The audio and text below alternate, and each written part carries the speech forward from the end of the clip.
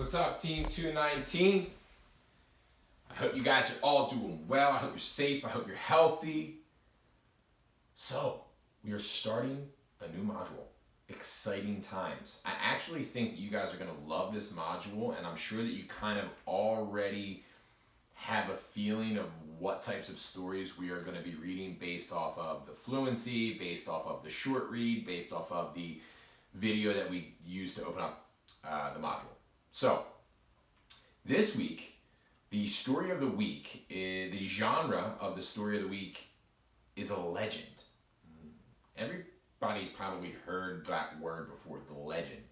But as far as when it comes to literature and stories, legends are stories from the past that are believed by many people, but cannot be proven to be true. So, right then, for me, if I was in third grade, I'd be pumped because I'd know, oh, all right, there's going to be, maybe it's going to be fictional, maybe it's going to be a little non-fictional, there's going to be some facts, real facts that come in, but it creates the framework to have an amazing story. The title of this week's story is When the Giant Stirred by Celia Goodkin. Now, look at the illustration on the title. What is that? Okay? It looks to me to be a volcano, okay? And definitely an island as well. Now, islands, for those of you who don't know science, they're all volcanoes, right? They're all, and maybe they're not active, but at one point, the volcano came up through the sea floor, all right? So right away, I'm thinking to myself, okay, so it's a volcano, it's an island, and it's called When the Giant Stirred. So me personally, I'm already making predictions in my head about what I think this story is going to be about, and I'm hoping you're doing the exact same thing as you're watching this video.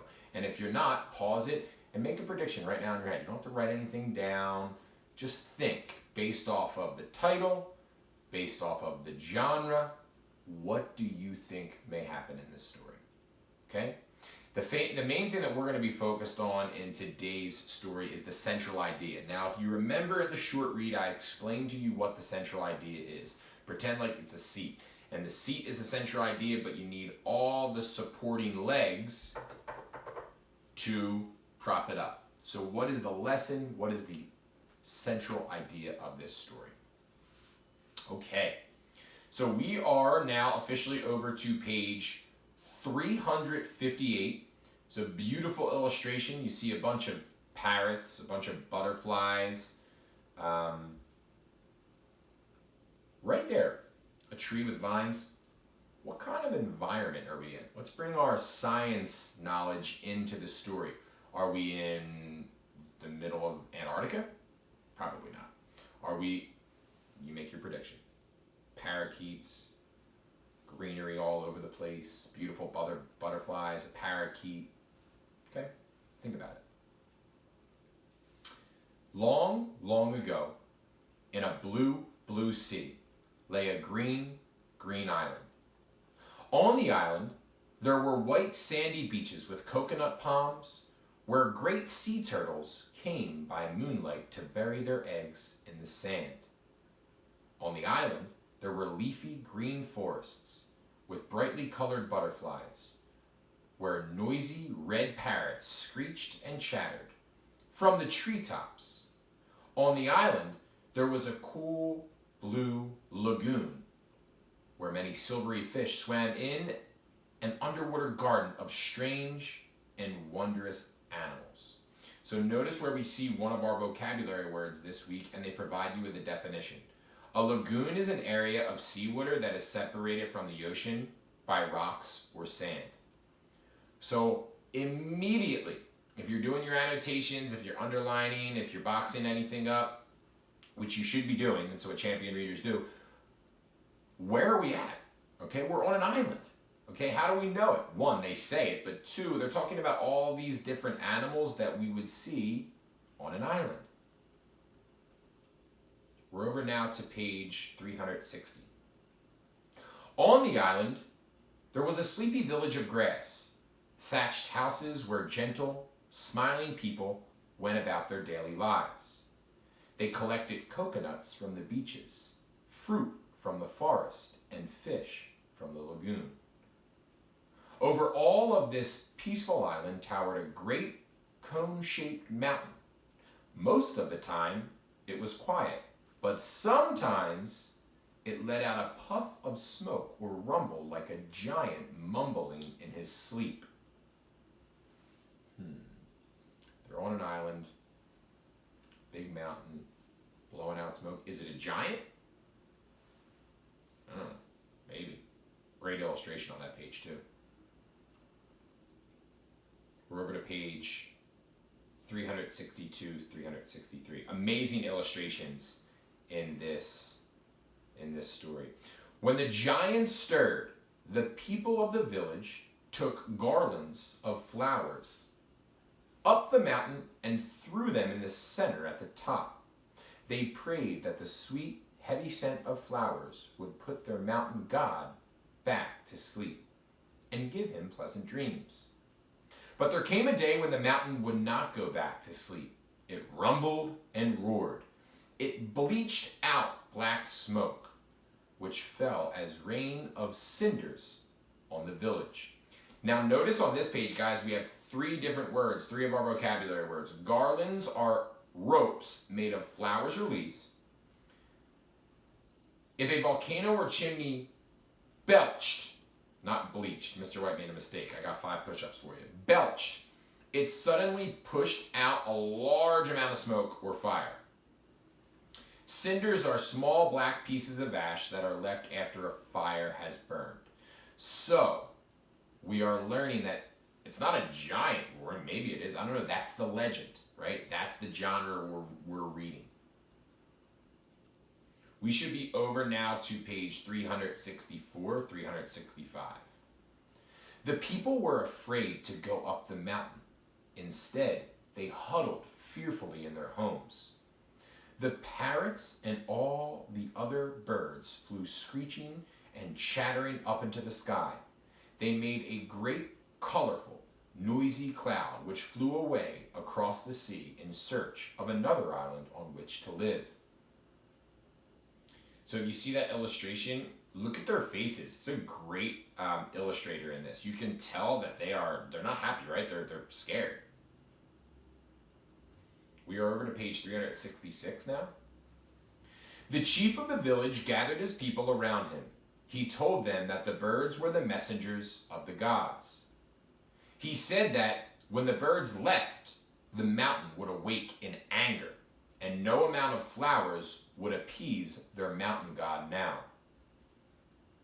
The chief told his people it was time to leave their beautiful island home. The people did as they were told. They gathered their belongings and hurried with them to the beach. They loaded the boats and paddled away across the sea, looking for another island on which to live. Another vocabulary word. If you appease someone, you try to make the person less angry by giving in to what he or she wants. So right now would be a great time for you as the reader to make a prediction about what you think is going to happen. So the giant is rumbling and they're getting afraid because they're afraid something dangerous may happen, so they're going to leave the island. What do you think is going to happen?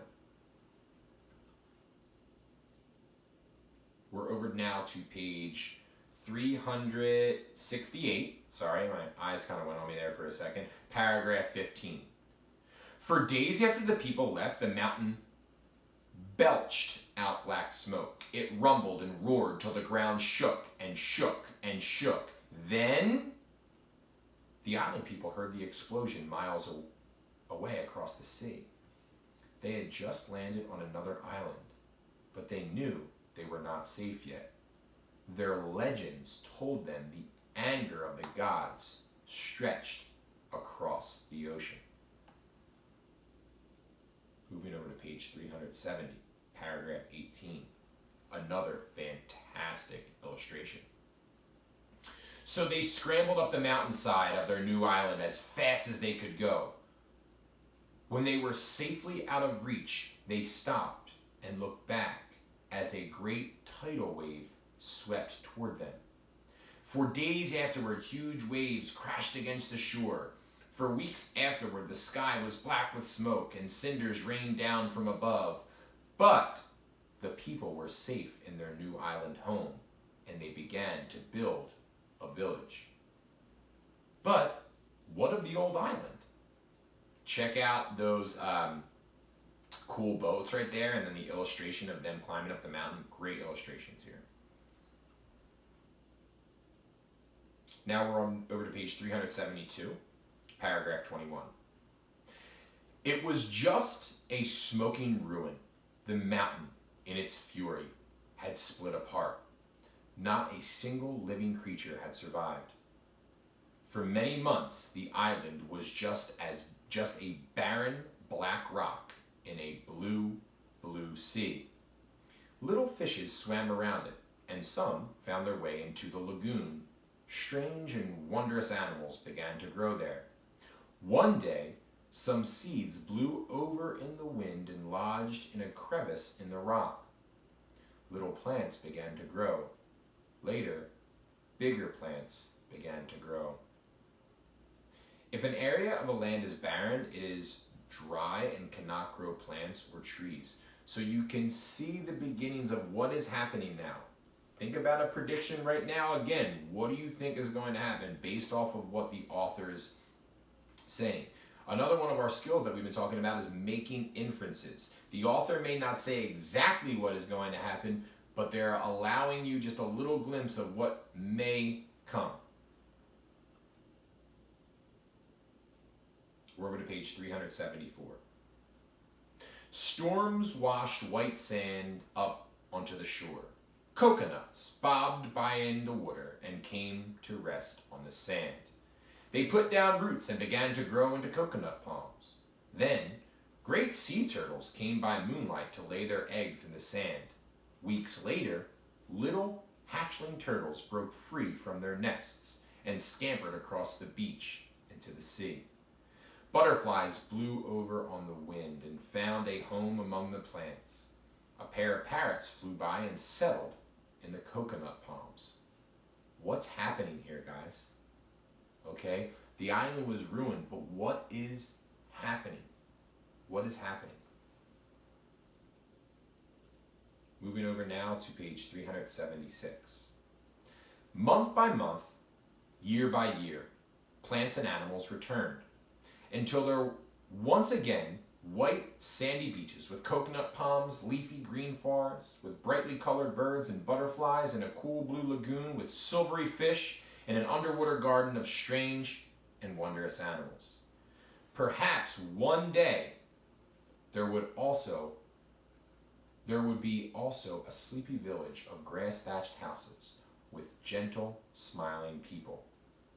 For the legends say that just as the mountain gods destroy themselves, so too are they reborn as islands, which rise out of the sea in an endless cycle of destruction and renewal.